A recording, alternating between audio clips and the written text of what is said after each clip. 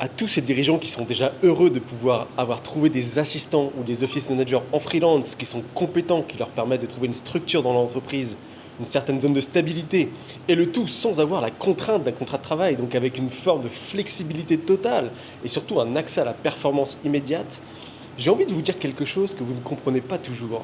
Vous passez à côté de deux forces incroyables qui peuvent décupler, mais alors totalement, la relation que vous avez avec votre assistant indépendant et qui peuvent vous permettre d'atteindre des niveaux bien supérieurs.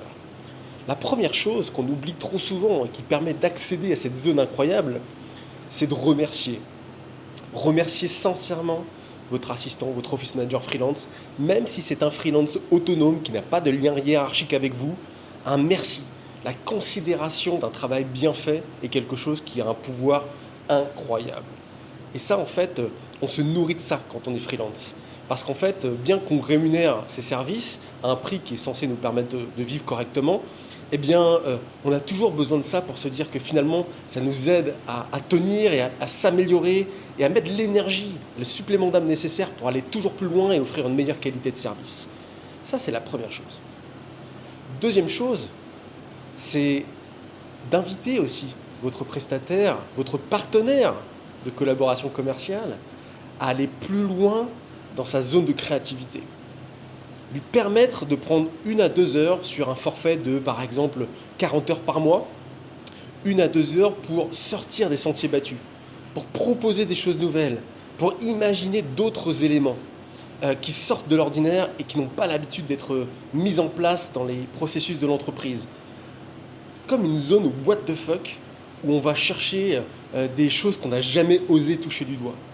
Et là, vous verriez le potentiel créatif de ces hommes et de ces femmes qui sont aujourd'hui là pour véritablement apporter de la nouveauté aux dirigeants, apporter du savoir-faire qu'ils ont pu par ailleurs observer peut-être chez d'autres clients ou peut-être dans des discussions avec d'autres professionnels, mais qui sont capables d'expérimenter pour votre entreprise afin de passer à un niveau supérieur que vous n'auriez même pas imaginé penser. C'est ça aussi la force d'un prestataire indépendant.